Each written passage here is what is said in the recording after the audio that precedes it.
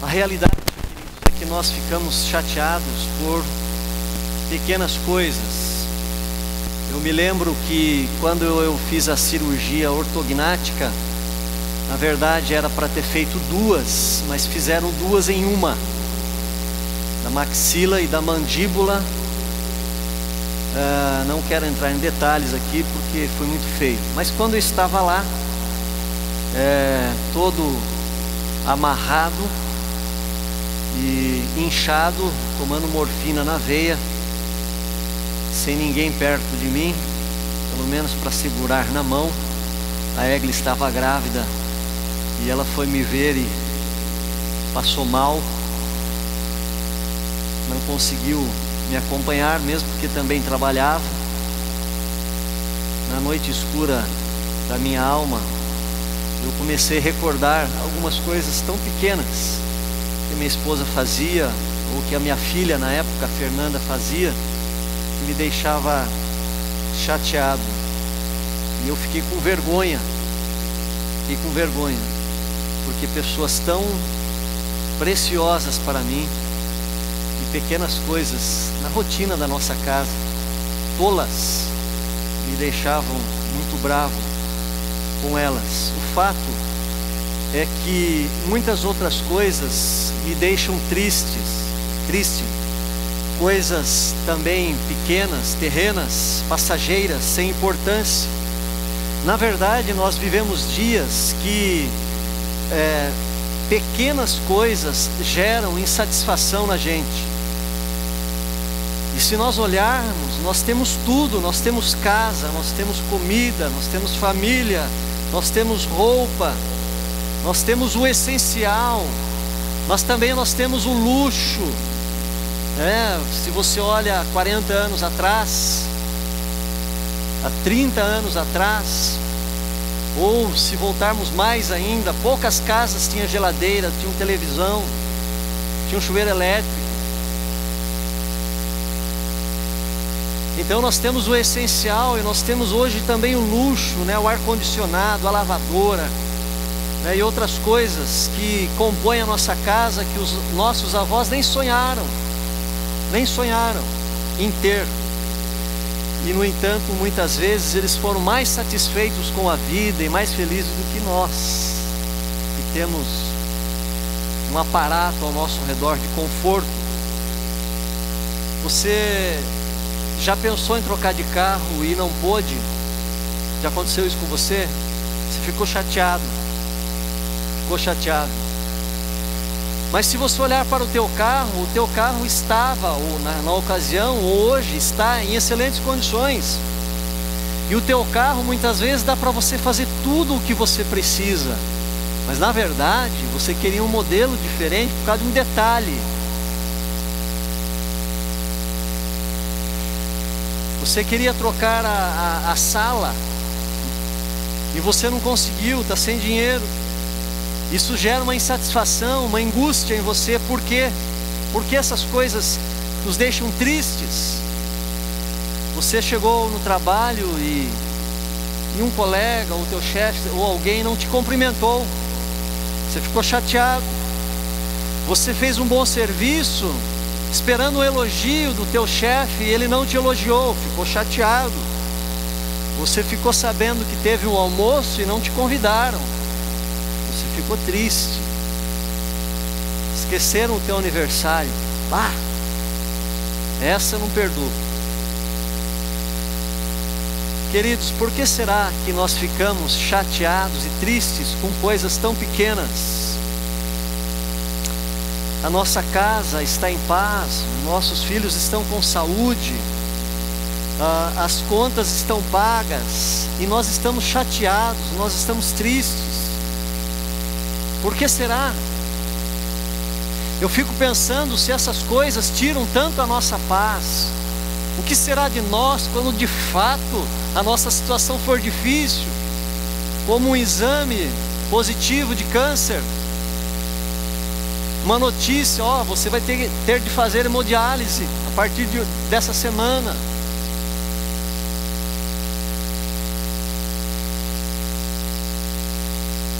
Só podemos chegar à conclusão de que na verdade nós temos de ser realistas e dizer que nós somos mimados.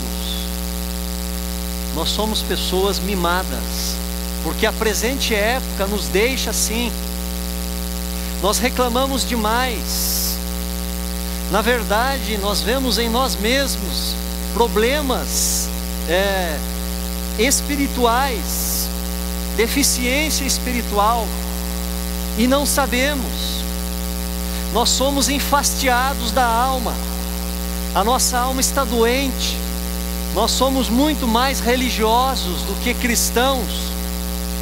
Por que será que nós somos assim? Nós cantamos: a alegria está no coração de quem já conhece Jesus. A verdadeira paz está naquele que conhece Jesus. Mas será mesmo? Qual a diferença de nós que cremos na palavra, daqueles que não creem na palavra? De nós que estamos na igreja, daqueles que não estão na igreja? Qual a diferença do nosso humor para o humor das pessoas que não professam a nossa fé? Já parou para pensar nisso? Eu creio que a Bíblia tem uma resposta, dentre outras, e eu quero trabalhar com vocês esta questão. O texto de Lucas 10, versículo 38.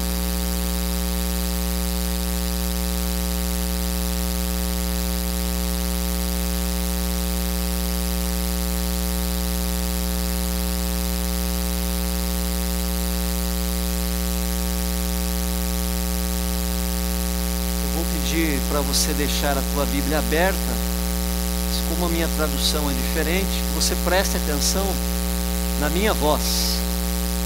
Quem sabe, se quiser fechar os seus olhos para pegar melhor o texto, também é bom. Na verdade, no tempo de Jesus, as pessoas não liam a Bíblia, elas ouviam. Diz assim o texto: Jesus e os seus discípulos continuaram a sua viagem e chegaram a um povoado. Ali uma mulher chamada Marta o recebeu na casa dela. Maria, sua irmã, sentou-se aos pés do Senhor e ficou ouvindo o que ele ensinava. Marta estava ocupada com todo o trabalho da casa. Então chegou perto de Jesus e perguntou: o Senhor não se importa que a minha irmã me deixe sozinho com todo este trabalho? Mande que ela venha me ajudar. Aí o Senhor respondeu: Marta, Marta, você está agitada e preocupada com muitas coisas, mas apenas uma é necessária. Maria escolheu a melhor de todas, e esta ninguém vai tomar dela. Amém. Uma outra tradução diz assim: só uma coisa importa e Maria a escolheu. É o prato principal, não vou tirar dela. A Bíblia é a mensagem. Queridos, nesse final de texto, Jesus dá a resposta do porquê de nós sermos tão insatisfeitos, termos uma alma tão insatisfeita, porque na verdade nós não nos alimentamos dele. Nós não fazemos a coisa mais importante aos olhos do próprio Jesus. Nós somos uma geração do presente século de Martas. Esta é uma triste constatação dos cristãos dos nossos dias. Quando o texto bíblico diz ocupada, na verdade a palavra original também significa distraída. Distraída com os seus afazeres. Na verdade, a correria do nosso dia a dia nos distrai de Jesus. Nós levantamos preocupados e apressados com o nosso horário, com o que nós temos de fazer antes de sairmos para trabalhar.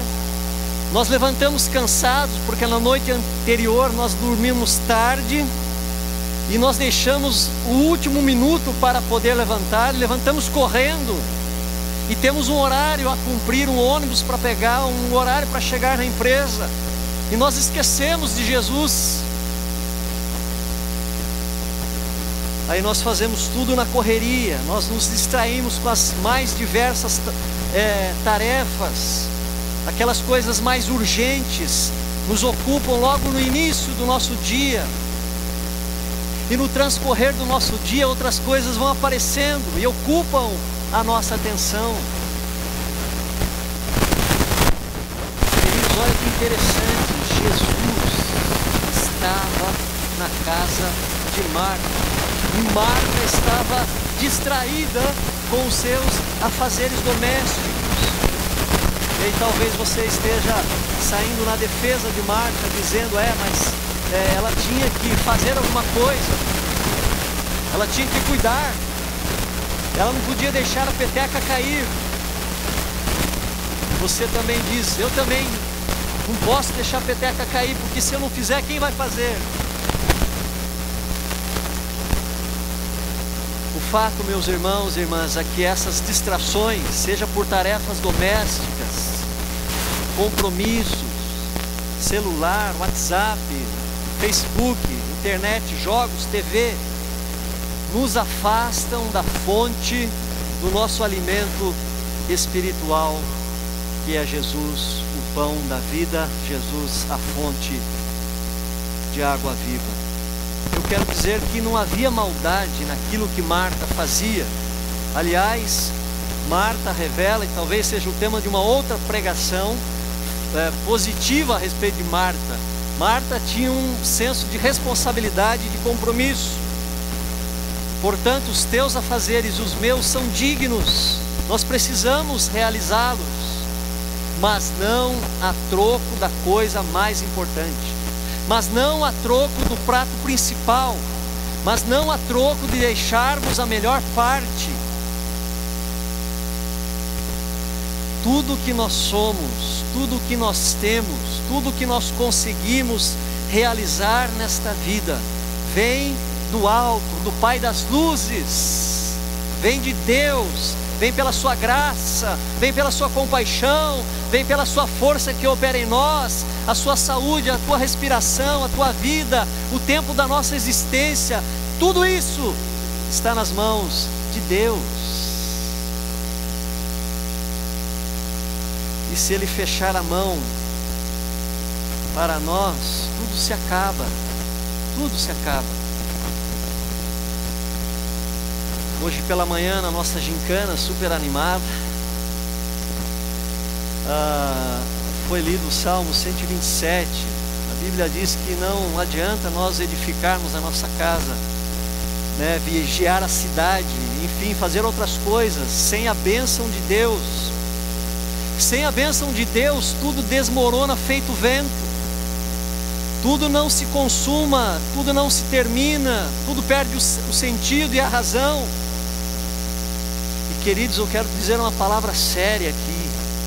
Nós, no mínimo, deveríamos ter mais respeito por Deus, sabendo que tudo está nas mãos dEle. Esta é a verdade. Se o seu filho tivesse nas mãos de um sequestrador, você não faria tudo o que ele mandasse? Você não prestaria atenção nas suas palavras? Você não procuraria estar atento às suas vontades daquele que teria a vida do seu filho em suas mãos? Apesar de Deus ser bom e não um sequestrador, a nossa vida não está nas mãos dele também? Não é Ele que determina o quanto vamos viver?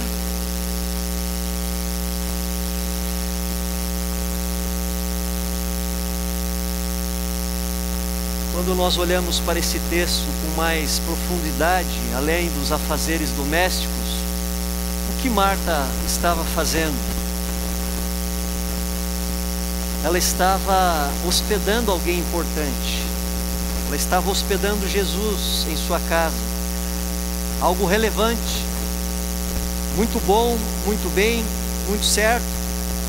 Marta estava servindo a Jesus. Marta estava trabalhando para Jesus. Então por que será que Jesus disse a Marta que ela estava perdendo o principal? Na verdade, queridos, o que Marta fazia chama-se religião. Religião é tudo aquilo que nós fazemos para Deus.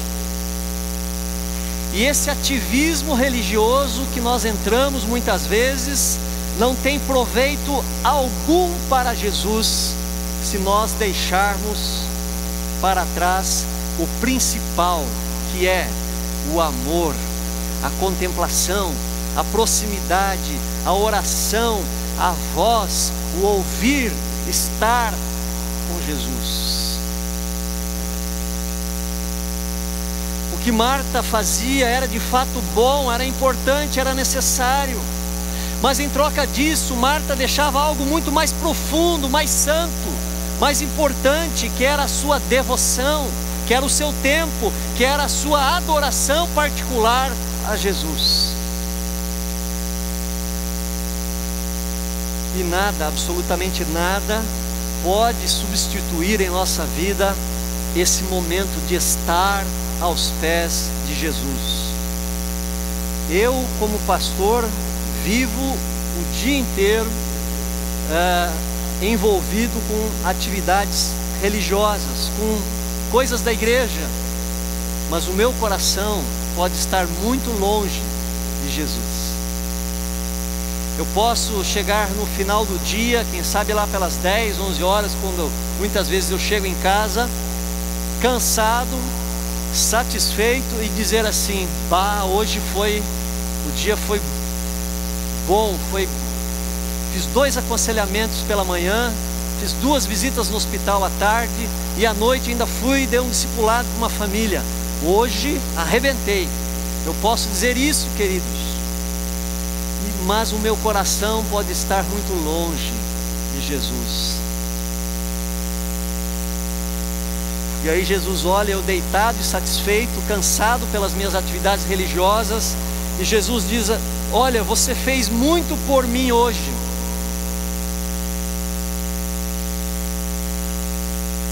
mas você fez tudo sem mim.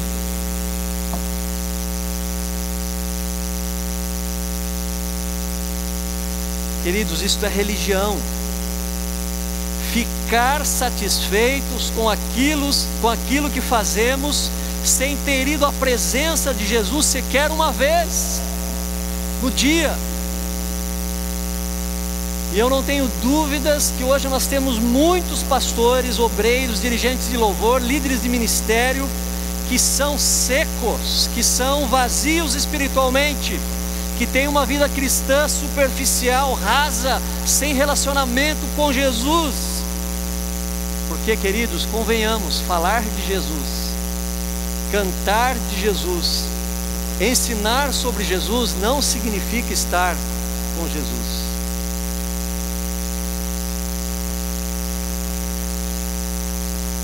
Até em nossos afazeres religiosos, muitas vezes ele não está presente, porque ele não foi convidado.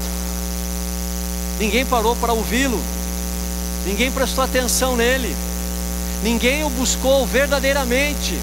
Por quê? Porque se faz tudo automaticamente, faz tudo na força do braço, na força da carne, na força da mente, porque se faz tudo repetidamente, nós acostumamos. Agora, se nós vivemos assim, isso é facilmente visualizado, é perceptível, não adianta, porque a nossa conversa vai ser superficial. Nós falamos tão somente de trivialidades, sobre futebol, sobre se vai chover ou não vai chover, sobre as últimas notícias. Ah, você ficou sabendo? Não sai mais do que isso da nossa boca, porque o nosso coração está vazio. Que não fomos o principal, não fizemos a coisa mais importante. Agora, como falava no início, é exatamente esse, talvez, um dos principais motivos da nossa insatisfação, da nossa ansiedade, da nossa inquietação. Nós não nutrimos a nossa alma na fonte, nós não caímos aos pés do Mestre, nós não sentimos Jesus perto de nós, nós não sentimos a sua palavra arder em nosso peito, o seu calor, o seu carinho, a sua presença. Queridos, Maria sabia, a Maria,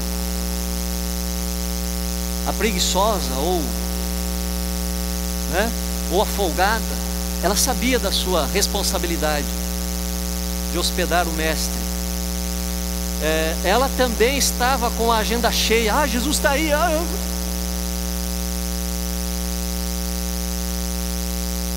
Mas ela procurou primeiramente a coisa mais importante. A tradução, a paráfrase que eu disse naquela hora, o prato principal. Ela não estava preocupada em fazer para Jesus, e sim em ter Jesus, em estar com Jesus. Ela deu muito mais importância para Jesus do que fazer coisas para Jesus. E isso significa nada mais, nada menos, aquelas palavras de Jesus: buscai, pois, em primeiro lugar o reino de Deus. Não significa nada mais, nada menos do que observar o primeiro mandamento: amarás o Senhor teu Deus de todo o teu coração, de toda a tua alma, de todo o teu entendimento.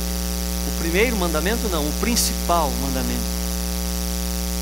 Então, queridos, nós não podemos inverter a ordem. Nós não podemos correr, fazer muito, trabalhar muito, agir muito. Nós cansaremos, nós nos frustraremos, nós desanimaremos, perderemos as forças, ficaremos mal emocionalmente. Por quê? Porque isso traz desgaste, porque não há reabastecimento. Nós não vamos e nós não voltamos à fonte. Você lembra que Jesus às vezes deixava todo mundo para trás? Tinha domingo que Jesus não aparecia no culto. Jesus não apareceu, e agora? Ele largava a multidão, ele ia para o monte, só ele e Deus. E ele orava muito, atravessava a madrugada, diz a Bíblia, para reabastecer. Então, grande parte da angústia e tristeza que nós passamos vem deste pecado primário: não estar aos pés de Jesus, não dar prioridade em nosso relacionamento com Ele, não nos nutrir, beber, se alimentar da Sua presença. Depois, o que acontece? Para preencher esse vazio no nosso coração, nós precisamos gastar mais, nós precisamos ir ao shopping, nós precisamos comprar, nós precisamos comer chocolate, fazer outras coisas, para sanar esse vazio, esse fastio espiritual da nossa alma. E só piora, por quê? Porque as contas são fiéis. Se tem alguém que é fiel, é conta. Você gastou, põe no cartão de crédito. Mas ela vem, e ela vem, né? E o aumento da circunferência da barriga vem também, é também fiel. Queria olhar nos seus olhos e perguntar nesta noite: você chama-se de cristão, você se considera um cristão? Então, eu quero te dizer e te perguntar: como está o teu relacionamento com o autor e consumador da sua fé?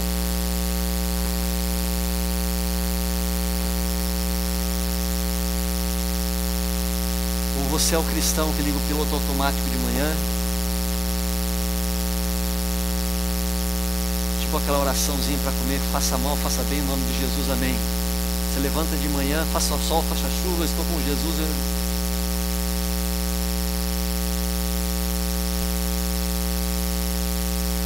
Perceba, queridos, que eu não estou perguntando a você se você não falta ao culto. Não é isso. Eu não estou perguntando se você frequenta ou não a escola dominical, não tente mascarar a tua resposta. O que eu estou perguntando é se você tem nutrido a sua vida no Salvador, se você tem nutrido a sua vida na videira verdadeira. Um texto que eu gosto de citar em Provérbios, ele diz assim: o espírito firme sustenta o homem na sua doença. Na sua doença, na sua tribulação, na escassez, na falta de dinheiro, em tudo. Mas o espírito deprimido, quem o levantará?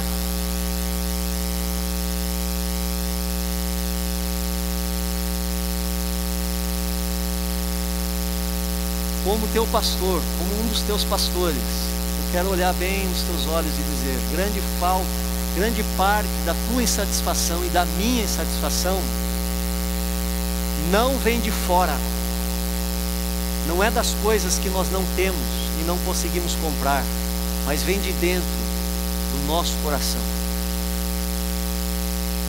Do nosso coração.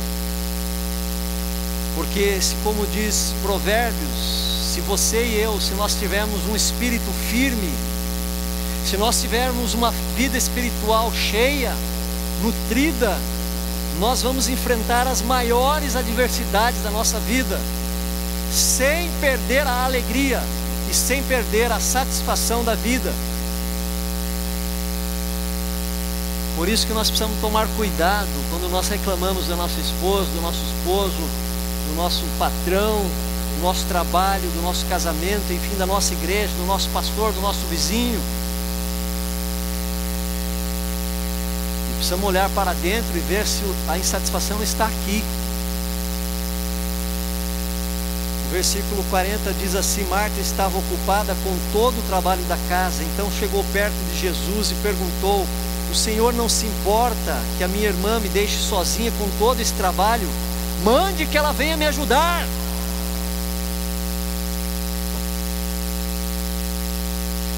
A Marta, pela sua insatisfação, pela sua inquietação, ela teve capacidade para dar uma dura em Jesus. Mas que barbaridade. Então a maior fonte de abatimento da nossa alma não vem de fora, mas vem de dentro. É o nosso coração que não é alimentado, e ele fica suscetível a qualquer problema. Pode ser desse tamanho. E queridos, eu não sou ignorante para não saber que os nossos dias são corridos e estressantes, que as empresas estão sugando cada vez mais seus empregados, que o ritmo de vida é alucinante. Mas também não sou ignorante a ponto de não perceber que hoje, na igreja evangélica, o relacionamento do crente com Cristo é superficial, extremamente superficial, a começar pelo conhecimento da palavra.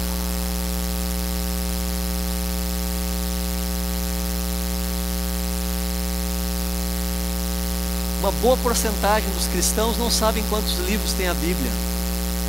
E se sabe que são 66, não sabe quantos tem no Antigo e quantos tem no Novo.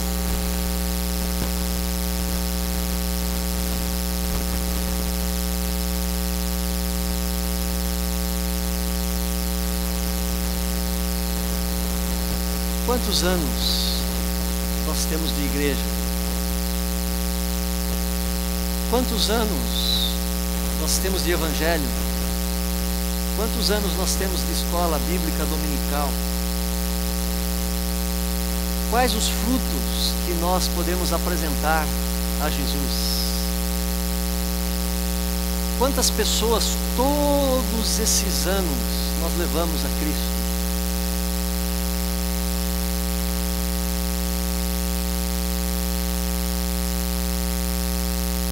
É mais uma constatação, porque nós somos superficiais, porque nós somos rasos, porque a nossa vida espiritual não contagia ninguém, para que também esta pessoa deseje ter Cristo como Senhor e Salvador da sua vida. eu vou além, repito o que eu já disse, nós somos uma geração mimada em todos os sentidos, inclusive espiritualmente. Nós somos crianças na fé, porque problemas pequeninos nos tiram a paz com grande facilidade. Não deveria ser assim. Deus nos chama para a maturidade espiritual. Deus nos chama para o crescimento espiritual. E eu quero ir finalizando, e o versículo 41, Jesus disse: Marta, Marta, você está agitada e preocupada com muitas coisas, mas apenas uma é necessária. Maria escolheu a melhor de todas, e esta ninguém vai tomar dela. A coisa mais importante, queridos, é amar a Jesus. A coisa mais importante, queridos, é estar na sua presença, é conversar com Ele, mas é também silenciar diante dEle para ouvi-lo, é ser nutrido pelo que Ele nos fala, é sentir o seu Espírito em nós, é de fato dar crédito à sua palavra. E nós precisamos reaprender a ser alimentados pela sua palavra. A palavra de Deus nos alimenta. Nós precisamos meditar, nós precisamos se retirar. E isto, queridos, é uma questão de decisão e não de tempo. Eu vou repetir agora, olhe para mim. Isso é uma questão de decisão e não de tempo. Ah, você não sabe como é a minha vida. 24 horas para todo mundo. É uma questão de intenção, de decisão. Então nesta noite eu quero desafiar você. Mude, se for necessário, os teus hábitos. Vá à fonte e você vai ver que a disposição da sua alma será completamente diferente. Leia os evangelhos, releia os evangelhos, as palavras de Jesus. Leia bons livros que inspiram. Não abra mão de um tempo particular com o Salvador do mundo. Pratique o jejum, silencie a tua alma, pratique a solitude. A solitude não é solidão, mas é estar só com Deus. Quando Jesus diz: entra no teu quarto, fecha a tua porta e ora em secreto, e o teu pai que te vê em secreto te recompensará. A palavra quarto não é quarto, é dispensa no grego. Era um quarto no meio da casa, longe das extremidades, onde as crianças não entravam. Não era permitido as crianças entrar. Entra no teu quarto, na tua dispensa, e ali, onde as crianças não vão te incomodar, conversa direto com o Pai.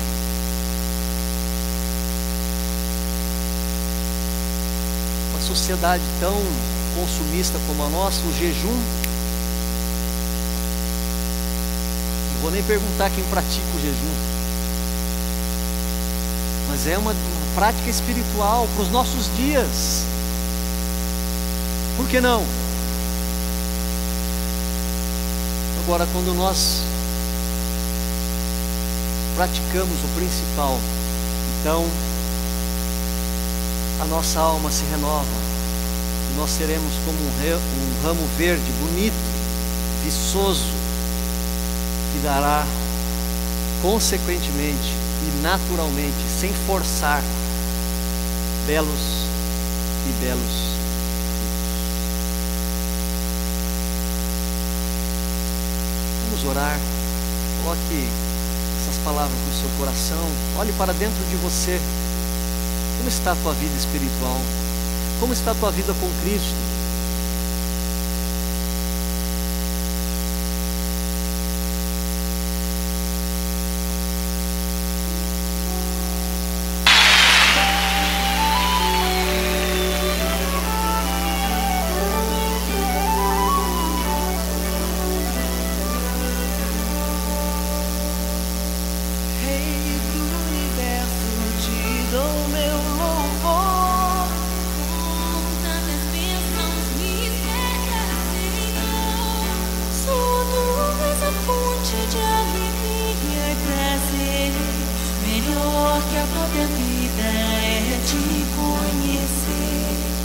Tu és o dono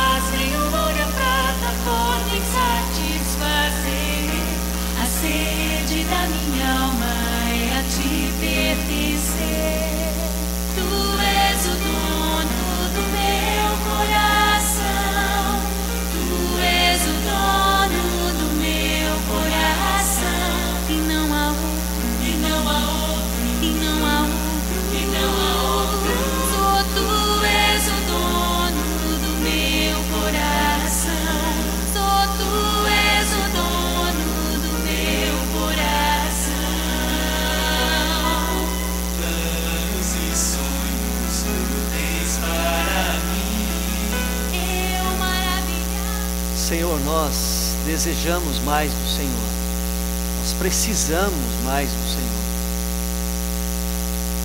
Toca o nosso coração, mostra-nos a realidade da nossa vida cristã. Desperta-nos, desperta-nos, envia o Teu Espírito, enche-nos com o Teu Espírito. O Evangelho e tudo aquilo que Tu prometes para nós é muito mais do que nós vivemos, Senhor Jesus. Nós desejamos isso. Derrama do poder do Teu Espírito sobre nós. Vivifica a igreja, vivifica o nosso coração, produz uma volta ao primeiro amor, às primeiras obras, a paixão por Cristo, a alegria por Cristo, o morrer por Cristo. Não nos permita viver uma vida cristã medíocre, vazia, morna, porque causa nojo em Ti. Permita-nos que os nossos corações sejam aquecidos pelo Teu Santo Espírito e pela Tua Palavra. Assim eu Te peço, seja uma realidade na minha vida e na vida desta igreja e da igreja brasileira, em nome e por amor de Cristo. Amém.